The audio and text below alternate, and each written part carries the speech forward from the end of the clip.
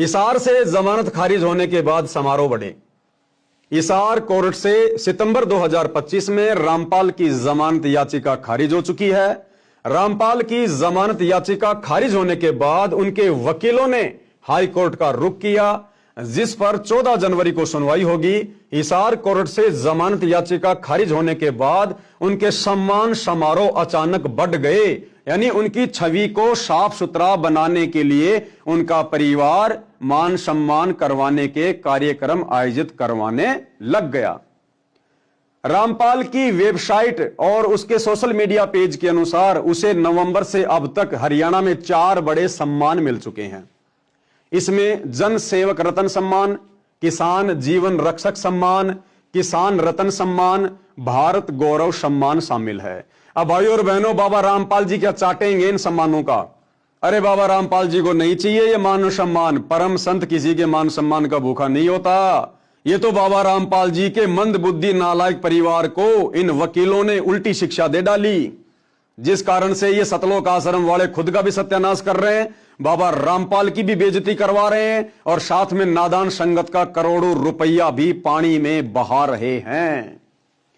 रामपाल 2014 में बरवाला के सतलोक आश्रम कांड के बाद से जेल में बंद है और उस पर देशद्रोह के आरोप में मुकदमा चल रहा है। ऐसे में रामपाल का बाहर सम्मानित होना और भीड़ जुटाने से लेकर एजेंसियां फिर अलर्ट हो गई हैं, यानी पल पल की रिपोर्ट सरकारी एजेंसियां प्रशासन को दे रही हैं और कोर्ट को दे रही हैं। और क्या कह रही है कि साहब ये सारा सब कुछ जो ड्रामा हो रहा है ना, ये बाबा रामपाल जी की जमानत के लिए हो रहा है। अब भाइयों और बहनों, इसी को कहते हैं मूर्खता, मूर्खता, मूर्खता, जो बाबा रामपाल जी के परिवार में भरी पड़ी है। अरे मंद बुद्धि सतलोक आश्रम वालों, जरा तो विचार करते तुम।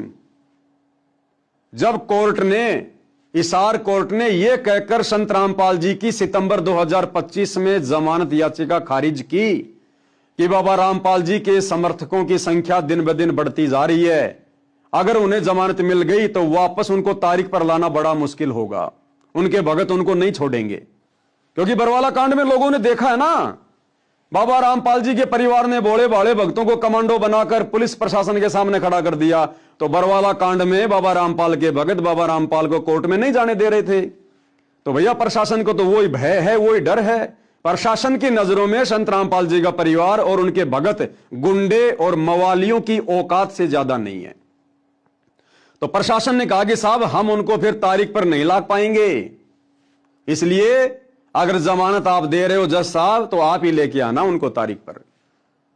अब जिस कोर्ट ने यह कहकर जमानत याचिका खारिज कर दी कि उनके समर्थकों की संख्या दिन ब दिन बढ़ती जा रही है और इन मंद बुद्धि सतलोक आश्रम वालों ने गांव गांव जाकर बाबा रामपाल के सम्मान के नाम पर आम समाज से ज्यादा भक्तों की भीड़ इकट्ठा करके जो ड्रामेबाजी करनी शुरू कर दी, अरे प्रशासन तो और ज्यादा भड़केगा कि पहले से बाबा रामपाल जी के समर्थकों की संख्या बहुत ज्यादा थी, अब तो देखो हरियाणा में जगह जगह उनका मान सम्मान हो रहा है। बाबा रामपाल के समर्थन में हरियाणा का आम व्यक्ति भी आ रहा है, गांव वाले भी आ रहे हैं, पंचायतें भी आ रही हैं। तो यह संख्या तो उनके समर्थकों की ओर बढ़ गई। तो अब तो जज अगर जमानत देने वाला भी होता तो भी नहीं देगा कि पहले से उनके समर्थकों की संख्या बहुत ज्यादा थी और अब बाबा रामपाल के परिवार ने बड़े बड़े कार्यक्रम करके हरियाणा के लोगों का समर्थन लेकर समर्थकों की संख्या और बढ़ा दी। तो अब तो जज बिल्कुल भी जमानत नहीं देगा। अरे मंद बुद्धि सतलोक आश्रम वालों, तुम्हारे को किसने ये घटिया शिक्षा दे दी? अरे वकीलों को पैसा चाहिए, पैसा। बाबा रामपाल जेल में रहे चाहे रेल में रहे, उन वकीलों को लेना देना नहीं है। तो मंद बुद्धियों, तुमने क्या कर दिया?